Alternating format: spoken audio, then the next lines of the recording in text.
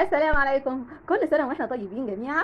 والنهارده هنعمل مع بعض بسكويت العيد اللي هو عارفين اللي هو مقرمش وفي نفس الوقت كده دايب كده، وفيه من طعم البيتي فور كده اللي هو فيه ذوبان لذيذ. يلا نشوف مع بعض ايه هي المكونات. ادي معايا ده كيلو من الدقيق. طبعا ما ننساش ان الدقيق لازم يكون كويس، يعني ما فيهوش اي تكتلات، ويكون نوع كويس خصوصا للبسكويت. تمام كده. طيب ادي انا معايا كيلو اهو. لو في اي تكتلات اضمني ان هو تكوني نخلاه كويس. تمام كده. هننزل عليه بورقه من الفانيليا، ولو عندك فانيليا السايله مفيش مشكله. وكوب ونص من السكر اللي هي كوبايه بتاعه الشاي بتاعتنا. ادي كوبايه، وادي معايا النص التاني. وهنزل عليه كمان بنص كوبايه من جوز الهند، وده اللي هو لو عندك ماشي، ما عندكيش مفيش مشكله، ممكن نستغنى. تمام كده. ودلوقتي هقلب كل المكونات الجافه بتاعتي كلها مع بعض. ادي كده المكونات الجافه بتاعتي جاهزه، ما فيهاش كلام. الطريقه بسيطه جدا وسهله جدا وطعمها بيطلع روعه. هنبدا بقى ننزل ببيضتين اللي هم تكون درجه حراره المطبخ، يعني تكوني مطلعاهم من الثلاجه وسايباهم يهدوا. تمام كده. ادي البيضتين. وكمان هننزل، وبعد ما نزلنا بالبيضتين هننزل كمان بكوبايتين من السمنه، من الزبده، من الزيت. انا بقى هنزل بكوبايه من الزبده الصفراء. تمام كده. وكمان هنزل عليهم بكوبايه من السمنه وكوبايه من السمنه. وعلى فكره احنا ممكن نستبدل السمنه والزبده بتاعتي بكوبايتين من الزيت لو ما عنديش سمنه او زبده، وممكن نحط كوبايه كده من السمنه وكوبايه من الزيت برده مفيش مشكله. بس طبعا اللي بيدي طعم اكتر هو كوبايه من السمنه وكوبايه من الزبده، بتدي طعم حلو قوي، بتخليكي حاسه كده ان البسكويت ده جايباه جاهز من بره. وكمان هحط معلقه كبيره من النشا، ودي اختياري، لو عايزه تحطيها حطيها، بتدي قرشه حلوه للبسكويت بتاعنا. هي معلقه واحده بس كفايه.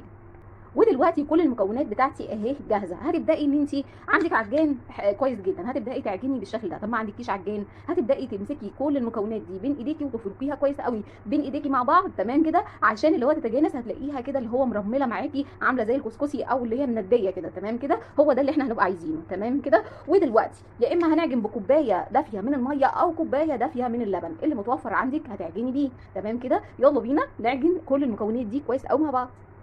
ودلوقتي شايفين وهو بيعجن معايا كده، بعد ما يبدا يرمل معاكي بالشكل ده هتبداي تنزلي باللبن تدريجي وهو بيعجن لحد ما يعمل معاكي عجينه حلوه. يلا بينا. ودلوقتي اهي بصوا شايفين انا حطيت كوبايه اللبن كلها، وكمان حطيت نص كوبايه تانية، اللي هو لما تعمل معاكي عجينه طريه كده بالشكل ده، هو ده القوام اللي احنا عايزينه. شايفين الطراوه دي؟ هو ده اللي احنا محتاجينه. تمام كده. ادي دلوقتي العجينه جاهزه معايا. واحلى حاجه في البسكويت ان احنا مش بنحتاجه ان هو يخمر او اي حاجه، احنا يا دوبك بس بنجهز الصواني واحنا مجهزين العجينه بتاعتنا كده. يلا بينا. ودلوقتي بقى هتبداي ان انت تشكلي معاكي البسكويت بتاعك. لو عندك القمع اللي هو بتاع الكريمه ده تمام ماشي، وبيبقى فيها البتاعه بتاعه البسكويت. طب ما عندكيش القمع ده، عندك مكنه البسكويت هيبقى حلو جدا. طب لو ما عندكيش مكنه البسكويت ولا القمع ده، ممكن تجيبي البلبله دي، بتتباع رخيصه جدا، وبتبداي تكبسي العجينه بصباعك كده وترصي في الصاج بتاعك او في الصينيه بتاعتك. تمام كده. دي برده طريقه. او ممكن تحطيها في كيس وتبداي برده تضغطي بيها. او لو عندك مكنه البوتي فور دي، لو عندك المكنه دي ممكن برده ان انت تعملي بيها البسكويت، برده بيبقى فيها بلبله من البلبلات دي، بيبقى متركبه على اساس ان انت تعملي بيها بسكويت. تمام كده. يعني ممكن اكتر من طريقه نعمل بيها البسكويت بتاعنا. تمام كده. يلا بينا. ودلوقتي بعد ما شكلنا كل الصيغان، شايفين عمل معايا كميه حلوه قوي ومعقوله جدا. ده كيلو من الدقيق بيعمل معايا كميه حلوه جدا. دلوقتي بقى بعد ما شكلناه كويس قوي وعملتيه بالمكنه بتاعتك او عملتيه ايا كان بالطريقه اللي هتعمليها بيه، مش مشكله. المهم دلوقتي ان احنا واحنا بندخله الفرن، قبل ما ندخله الفرن سخني الفرن شويه. تمام. يعني هندخله على فرن سخن، دي حاجه.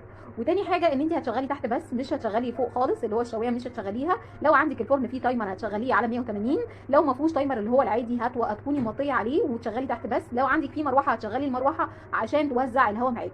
مجرد بس ما ينطر معانا كده، اول ما انا مش دهنه السيجان خالص. تمام كده. احنا بتاع ده البسكويت اللي هو بيتعمل على طول على الصاج مش بيتدهن، دي حاجه.